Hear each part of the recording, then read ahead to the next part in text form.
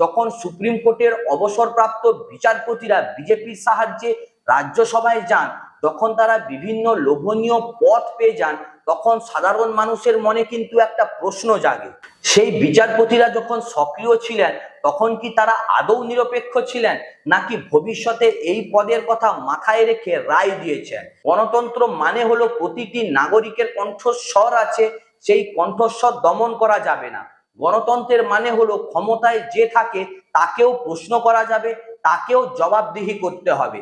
গণতন্ত্রের মানে হলো বিচার ব্যবস্থা নিরপেক্ষ থাকবে, নির্বাচন কমিশন নিরপেক্ষ থাকবে, মিডিয়া স্বাধীন থাকবে।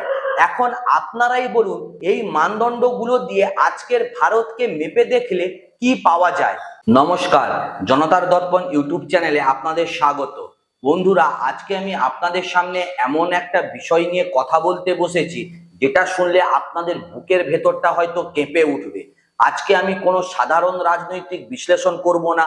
আজকে আমি আপনাদের সামনে এমন কিছু তথ্য, এমন কিছু প্রশ্ন এবং এমন কিছু ঘটনা তুলে ধরবো যেগুলো মূলধারার মিডিয়া আপনাদেরকে দেখাতে চায় না, বলতে চায় না, এমনকি জানাতেও চায় না। আপনারা ভাবছেন কেন? কারণটা একদমই সহজ। কারণ এই প্রশ্নগুলো করলে ক্ষমতার কেন্দ্রে বসে থাকা মানুষগুলো অস্বস্তিতে পড়ে যেতে পারে, আর যখন ক্ষমতাবানরা অস্বস্তিতে পড়ে তখন তারা সত্যকে চাপা দেওয়ার চেষ্টা করে। কিন্তু বন্ধুরা, সত্যকে বেশি দিন কিন্তু চাপা দিয়ে রাখা যায় না, সত্য একদিন না একদিন বেরিয়েই আসে। তো আজকের ভিডিওর মূল প্রশ্নটা কি? বাংলায় নির্বাচন হয়ে গিয়েছে, ফলাফল বেরিয়ে গেছে, কিন্তু বাংলার মানুষের মনে যে প্রশ্নগুলো আজও জমে আছে সেই প্রশ্নের উত্তরগুলো কিন্তু এখনো মেলেনি। ৯১ লক্ষ মানুষের নাম ভোটার তালিকা থেকে বাদ দেওয়া হয়েছে, ২৭ লক্ষ মানুষের মামলা সুপ্রিম কোর্ট পর্যন্ত গড়িয়েছে। সেই মামলার বিচার করতে গঠিত ট্রাইব্যুনালের প্রধান বিচারপতি রহস্যজনকভাবে পদত্যাগ করে বসে আছেন।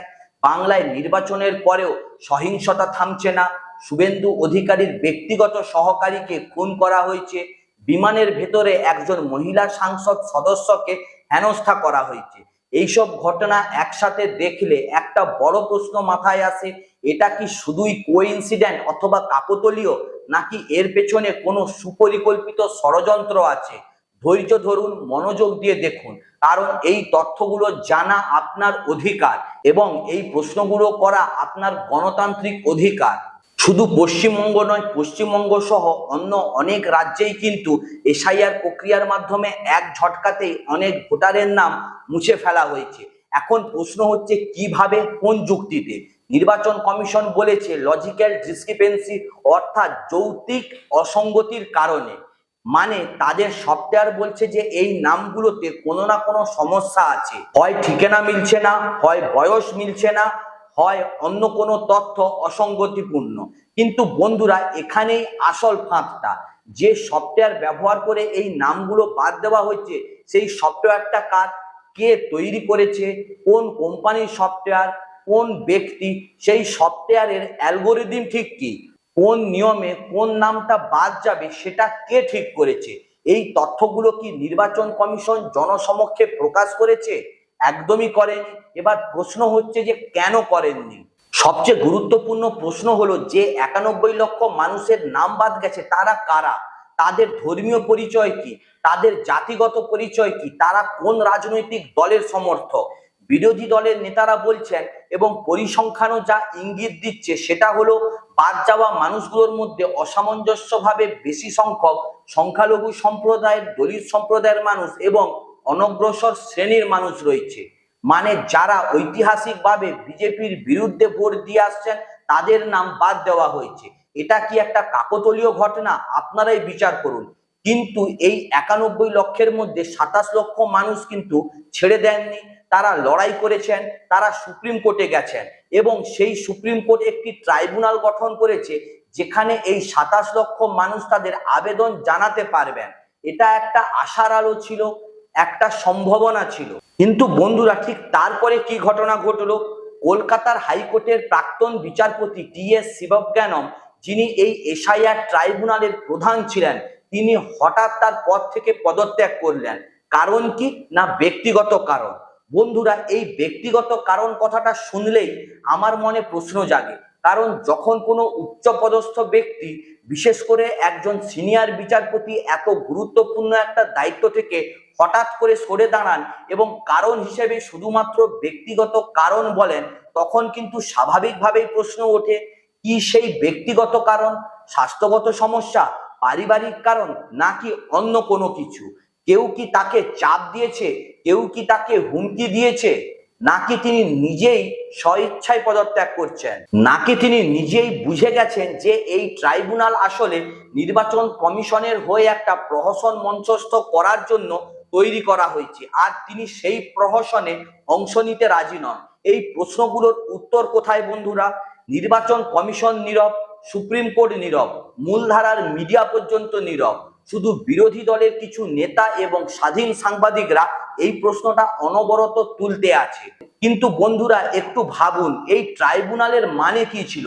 27 লক্ষ মানুষ যাদের ভোটাধিকার কেড়ে নেওয়া হয়েছে বলে তারা মনে করেছেন তারা এখানে এসে তাদের কথা বলতে পারতেন, এখানে এসে প্রমাণ দিতে পারতেন যে তারা বৈধ ভোটার। এই ট্রাইব্যুনালের প্রধান সরে গেলে কি হয়? ট্রাইব্যুনালের কাজ থেমে যায়, 27 লক্ষ মানুষের মামলাটা ঝুলে থেকে যায়, ন্যায় বিচারের দরজা একেবারে বন্ধ হতে যায়। এবং সবচেয়ে বড় কথা হলো, এই পদত্যাগের পরে কোনো নতুন বিচারপতি ট্রাইব্যুনালে আসবে কিনা বা কবে আসবেন সেটা নিয়েও কিন্তু কোনো স্বচ্ছতা নেই। এর মানে কি এই যে 27 লক্ষ মানুষের ভোটাধিকার কেড়ে নেওয়ার বিষয়টা এইভাবেই আস্তে আস্তে ধামাচাপা পড়ে যাবে? বন্ধুরা, গণতন্ত্রের মৃত্যু একদিনে হয় না, গণতন্ত্রের মৃত্যু হয় ধীরে ধীরে, টুকরো টুকরো করে, একটু একটু করে, প্রতিটি প্রতিষ্ঠানকে দুর্বল করে, প্রতিটি নিরাপত্তা কবচকে ভেঙে ফেলে। এই ট্রাইব্যুনালের বিচারকের পদত্যাগ সেই ধীরে ধীরে মারার প্রক্রিয়াটারই একটি অংশ। বন্ধুরা, আমাদের সংবিধানের নির্বাচন কমিশনকে স্বায়ত্ত শাসিত সংস্থা হিসেবে তৈরি করা হয়েছে। এর কারণ হলো যে সংস্থা নির্বাচন পরিচালনা করবে সে যেন কোনো রাজনৈতিক দলের প্রভাবে না থাকে, সে যেন নিরপেক্ষভাবে কাজ করতে পারে। কিন্তু আজকের ডেটের বাস্তবতাটা কি? বিরোধী দলগুলো বারবার অভিযোগ করছে যে নির্বাচন কমিশন বিজেপির পক্ষ নিয়ে কাজ করছে। এই অভিযোগ কি শুধুই অভিযোগ, নাকি এর পেছনে কোনো সত্যি সত্যতা আছে? আসুন কিছু তথ্য দেখি। প্রথমত, সেই এসআইআর প্রক্রিয়া, 91 লক্ষ মানুষের নাম বাদ দেওয়া হয়েছে, যাদের একটা বড় অংশ কিন্তু সংখ্যালঘু এবং অনগ্রসর সম্প্রদায়ের, যারা বিজেপির বিরুদ্ধে ভোট দেন। এটা কি কমিশনের নিরপেক্ষতার প্রমাণ? দ্বিতীয়ত, বাংলার নির্বাচনে কেন্দ্রীয় বাহিনী মোতায়েন করা হয়েছিল প্রায় 2.5 লক্ষ থেকে 3 লক্ষ পর্যন্ত। এত বাহিনী দিয়েও কি সহিংসতা থামানো গেছে? শুভেন্দু অধিকারীর ব্যক্তিগত সহকারীকে খুন করা হয়েছে, এই বাহিনী তখন কোথায় ছিল? তৃতীয়ত, নির্বাচনের সময় বুথ এজেন্টদেরকে ভেতরে থাকতে না যাওয়ার অভিযোগ। তৃণমূল কংগ্রেস বলছে এদের এজেন্টদের অনেক বুথ থেকে বের করে দেওয়া হয়েছে, এই অভিযোগের সত্যতা বা কি? চতুর্থত, প্রধানমন্ত্রী নরেন্দ্র মোদী ভোট গ্রহণ চলাকালীন বারাণসীতে এসে ঢোল বাজিয়েছিলেন, রাত 8:30টায় জাতির উদ্দেশ্যে ভাষণ দিয়েছেন, যেখানে বিরোধী দলের সমালোচনা করেছেন। দূরদর্শনে সরাসরি চ্যানেলে সেটা সরকারি সম্প্রচার হয়েছে। রাহুল গান্ধী বা মমতা ব্যানার্জি কি এই সুবিধা পান? নিশ্চয়ই পান না। এই বৈষম্য কি নির্বাচন কমিশনের নজরে পড়েনি? পড়েছে নিশ্চয়ই, কিন্তু কমিশন কিছুই করেনি। এই সব ঘটনাগুলো যখন একসাথে দেখা যায় তখন একটাই প্রশ্ন মাথায় আসে, নির্বাচন কমিশন কি সত্যিই নিরপেক্ষ, নাকি এটা একটা রাজনৈতিক হাতিয়ারে পরিণত হয়েছে? এই প্রশ্ন করাটা দেশের নাগরিক হিসেবে আমাদের অধিকার এবং এই প্রশ্নের উত্তর চাওয়াটাও আমাদের একেবারে অধিকার। কিন্তু বন্ধুরা, যখন প্রশ্ন করা হয় তখন কি হয়? মহুয়া মৈত্র, তৃণমূলের সাংসদ, প্রশ্ন করেন আর তাকে বিমানে হেনস্থা করা হয়। বন্ধুরা, এই ঘটনাটা যখন প্রথম শুনলাম তখন বিশ্বাসই করতে পারিনি। তৃণমূল কংগ্রেসের সাংসদ মহুয়া মৈত্র, তিনি সংসদীয় স্থায়ী কমিটির একটি বৈঠকে যোগ দিতে দিল্লি যাচ্ছিলেন। এটা তার সাংসদ হিসাবে দায়িত্ব পালনের অংশ। তিনি ইন্ডিগোর ফ্লাইটে 1 নম্বর আসনে বসেছিলেন। বিমানে ওঠার সময় থেকেই শুরু হয় হয়রানি। কিছু লোক একসাথে উঠে তার দিকে তেড়ে আসে, তারপর চলে যায় বিমানের পেছনে। ফ্লাইটটি অবতরণ করার পর দরজা খোলার আগে যখন কেউ নামতে পারছে না, তখনই সেই লোকগুলো তার কাছে এসে চিৎকার শুরু করে, জয় শ্রীরাম। আর সেই মুহূর্তটা তারা ভিডিও করে। একটু ভাবুন, একটি বিমানের ভেতরে দরজা বন্ধ, কোথাও যাওয়ার উপায় নেই। এই পরিস্থিতিতে একজন নির্বাচিত সাংসদ সদস্যকে হেনস্থা করা হচ্ছে। এটা কি সাধারণ মানুষের স্বতঃস্ফূর্ত ক্ষোভ? মহুয়া মৈত্র নিজেই বলেছেন একেবারে না, এটা পরিকল্পিত। কারণ যেভাবে তারা একসাথে বিমানে উঠলো, যেভাবে তারা নির্দিষ্ট মুহূর্তে এসে ঘেরাও করলো, যেভাবে ভিডিও করলো, এগুলো কোনো স্বতঃস্ফূর্ত কাজই নয়। এটা একটা সুপরিকল্পিত অপারেশন। এবং সবচেয়ে ভয়াবহ ঘটনা যেটা তিনি বলেছেন যে একজন পাশ দিয়ে যাওয়ার সময় তার প্রতি অশালীন অঙ্গভঙ্গি করেছেন। একজন নির্বাচিত মহিলা সংসদ সদস্যের সাথে এমন করা হচ্ছে। এবং ইন্ডিগো যে বিমান কোম্পানির ফ্লাইটে এটা হয়েছে তারা কি ব্যবস্থা নিয়েছে? মহুয়া মৈত্র দাবি করেছেন তাদের নো ফ্লাইট লিস্টে রাখতে। ইন্ডিগো এখনো পর্যন্ত কিন্তু কোনো স্পষ্ট পদক্ষেপ নেয়নি। বিজেপির টুইট দেখলেই বোঝা যায় এই ঘটনায় তারা বেশ সন্তুষ্ট, তারা যেন উচ্ছ্বসিত। একজন প্রশ্নকারী সাংসদকে এভাবে হেনস্থা করা হয়েছে, এটা দেখে তারা খুবই খুশি। কিন্তু বন্ধুরা, এখানে একটা মৌলিক প্রশ্ন আছে। জয় শ্রীরাম এটা একটি ধর্মীয় স্লোগান, ভগবান রামের নাম। এই নামে আমাদের অপরিসীম শ্রদ্ধা রয়েছে, কিন্তু এই পবিত্র নামটিকে যখন কাউকে ভয় দেখাতে, হেনস্থা করতে, অপমান করতে ব্যবহার করা হয়, তখন আসলে কি ভগবান রামের সম্মান রক্ষা হচ্ছে, নাকি তাকেই ঘুরিয়ে অপমান করা হচ্ছে? আমি বলছি যারা রামের নামে এই কাজ করছে তারাই রামকে সবচেয়ে বেশি অপমান করেছে। রামের নাম ভালোবাসার নাম, করুণার নাম, ন্যায়ের নাম। ভয় দেখানোর অস্ত্র একদমই হতে পারে না।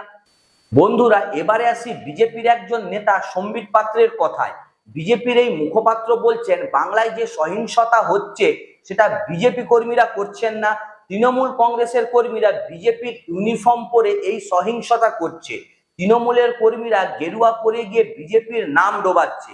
এটা কি সত্যি? প্রথমত, এটা যদি সত্যি হয় তাহলে প্রমাণ কোথায়? একটিও সুনির্দিষ্ট প্রমাণ কি সম্বিত পাত্র দিতে পেরেছে? একটাও ভিডিও, একটাও ছবি, একটাও সাক্ষী দেখানো হচ্ছে যেখানে তৃণমূল কর্মীরা বিজেপির পোশাক পরে সহিংসতা করছে? সেটা কিন্তু উনি পারেননি, কারণ এই দাবিটা সত্য নয়। দ্বিতীয়ত, ঘটনাগুলো দেখুন। কলকাতায় একটি জাদুঘরে মাদার টেরিজা, রামমোহন রায় এবং রামকৃষ্ণ পরমহংসদেবের ছবি ছিল। সেখানে ঢুকে ছবিগুলিতে রং ছুড়ে দেওয়া হচ্ছে এবং ভাঙচুর করা হচ্ছে। রামকৃষ্ণ পরমহংসদেব, রাজা রামমোহন রায় এরা বাংলার গর্ব। মাদার টেরিজা পোপের দ্বারা সাধু ঘোষিত হয়েছিলেন। রাজা রামমোহন রায় আধুনিক ভারতের জনক। রামকৃষ্ণ পরমহংসদেব, যার শিষ্য স্বামী বিবেকানন্দ, পুরো বিশ্বে ভারতের আধ্যাত্মিকতাকে পৌঁছেছেন। এদের ছবিতে রং মাখানো হচ্ছে। এটা কি তৃণমূল কর্মীরা করছেন? তৃণমূল কি তাদের নিজেদের বাংলার গর্ব, নিজেদের বাংলার ঐতিহ্যকে অপমান করবে? নাকি তারাই করছে যারা বাংলার সংস্কৃতিকে চেনে না, বাংলার ইতিহাসকে সম্মান করে না? তৃতীয়ত, ডোমজুড়ের ব্লক তৃণমূল সংখ্যালঘু সেলের সভাপতি সাহেব খান, তাকে মারাত্মকভাবে মারধর করা হয়েছে, তিনি হাসপাতালে। এখন সম্বিত পাত্র কি বলবেন যে তৃণমূলের কর্মীরাই তাদের নিজের দলের সংখ্যালঘু সেলের সভাপতিকে পিটিয়েছে? তৃণমূল কি তাদের নিজের নেতাকে পেটাবে? এটা কি, এই যুক্তিটা কি সত্যি গ্রহণযোগ্য, নাকি হাস্যকর, নাকি অপমানজনক? এটা মানুষকে সম্পূর্ণরূপে বোকা ভাবার চেষ্টা, এবং মানুষ এই ফাঁদে পড়বে না। কিন্তু বন্ধুরা, এই মিথ্যা যুক্তির পেছনে একটা গভীর ভয় লুকিয়ে আছে। বিজেপি জানে যে তারা দায়ী, তারা জানে তাদের কর্মীরা সহিংসতায় জড়িত, কিন্তু দায় স্বীকার করলে রাজনৈতিক ক্ষতি হবে, তাই এই অদ্ভুত যুক্তি। বন্ধুরা, এবার আসি এই ঘটনায় যেটা সবচেয়ে বেশি আলোড়ন তুলেছে। শুভেন্দু অধিকারীর ব্যক্তিগত সহকারী চন্দ্রনাথকে খুন করা হয়েছে।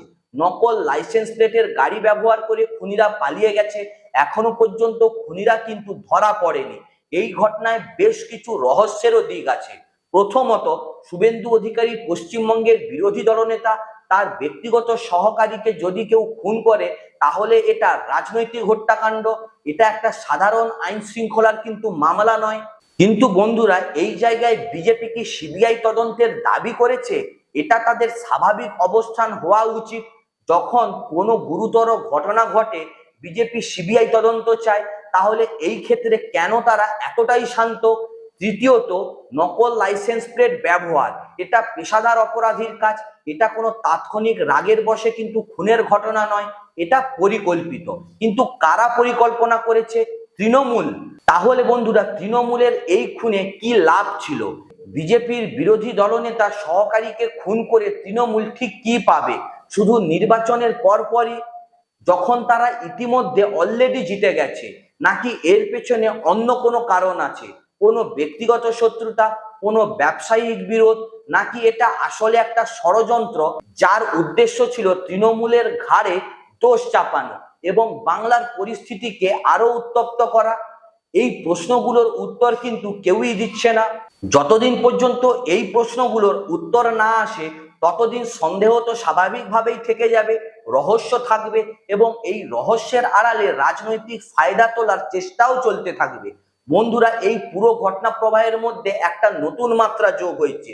সমাজবাদী পার্টির নেতা অখিলেশ যাদব মমতা ব্যানার্জির সাথে দেখা করেছেন, তিনি অভিষেক বন্দ্যোপাধ্যায়ের সাথেও কিন্তু দেখা করেছেন এবং তিনি বলেছেন এটা গণতন্ত্রের হত্যা। তিনি বলেছেন পিছিয়ে পড়া দলিত ও সংখ্যালঘু এই মানুষগুলোর ভোটাধিকারকে কেড়ে নেওয়া কোনোভাবেই মানা হবে না। এটা কি ভালো পদক্ষেপ? একদিক থেকে দেখলে অবশ্যই ভালো। বিরোধী দলগুলো যদি একত্রিত হয়, যদি একসাথে এই প্রশ্নগুলো তোলে, তাহলে সেটা গণতন্ত্রের পক্ষে। কারণ গণতন্ত্রে বিরোধী দলের ভূমিকা হলো প্রশ্ন করা, দায়বদ্ধতা নিশ্চিত করা।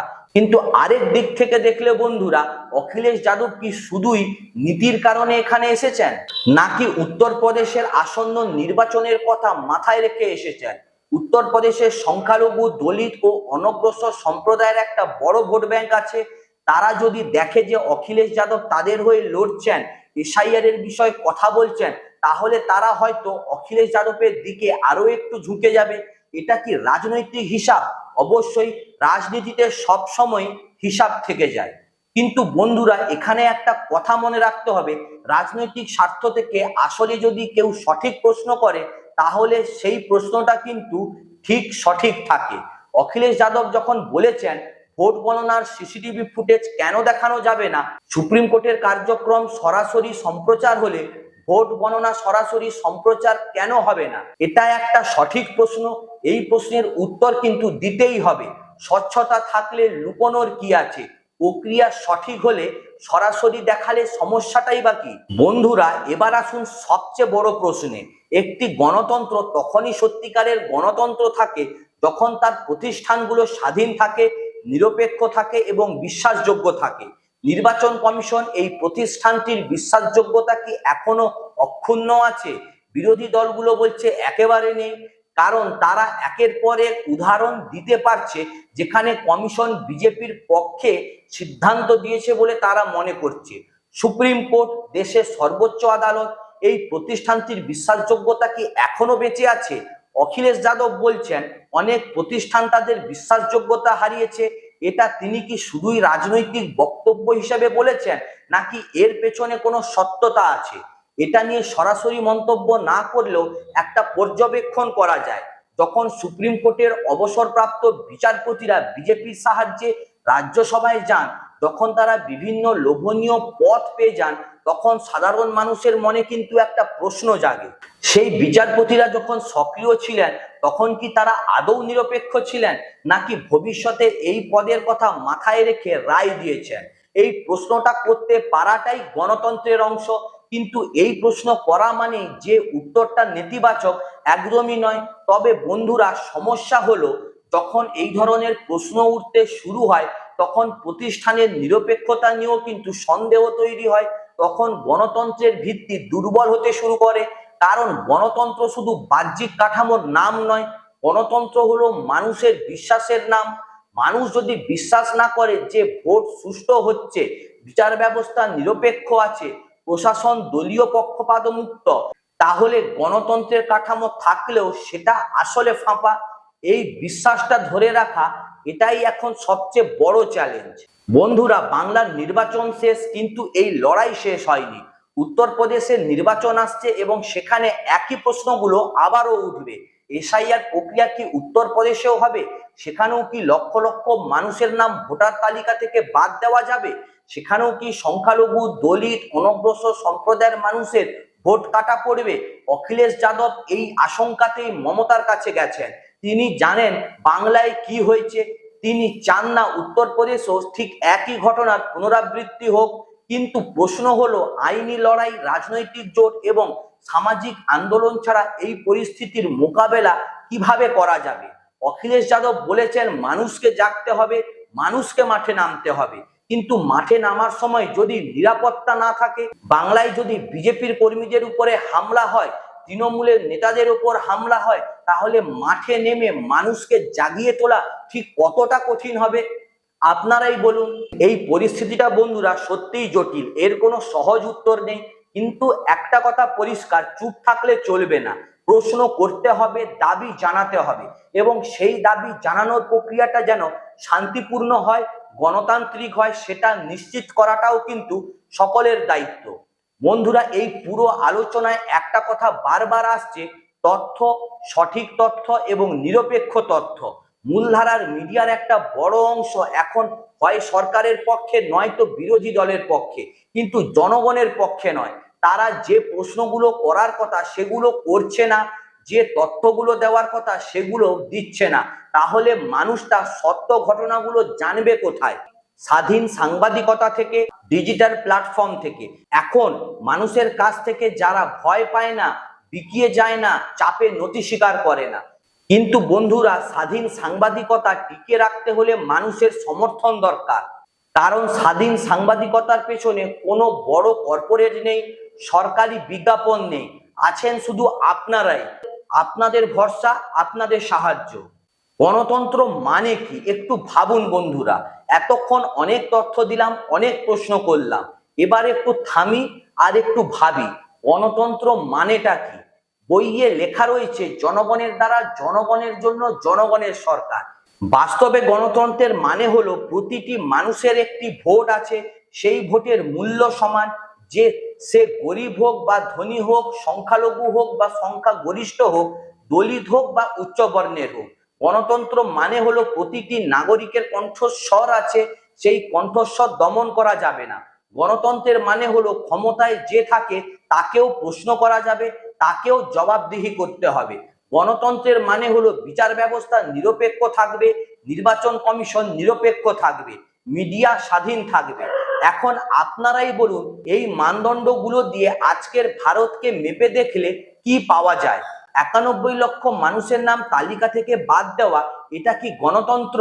ট্রাইব্যুনালের বিচারক রহস্যজনকভাবে ব্যক্তিগত কারণ দেখিয়ে পদত্যাগ করছেন, এটা কি গণতন্ত্র?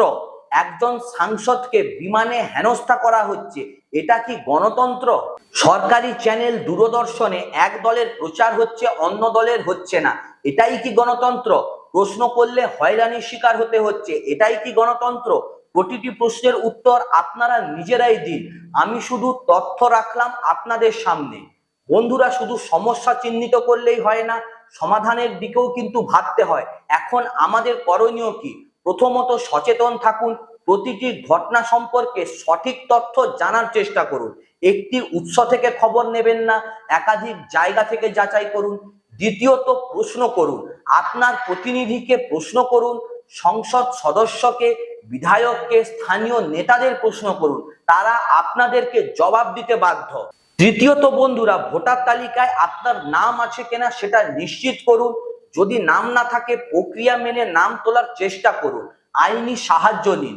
চতুর্থত সহিংসতার বিরোধিতা করুন, যেই করুক না কেন, বিজেপির কর্মী করলেও, তৃণমূলের কর্মী করলেও, কেন করেছেন প্রশ্ন তুলুন। সহিংসতা কিন্তু গণতন্ত্রের বিরুদ্ধে, সহিংসতা মানুষের বিরুদ্ধে।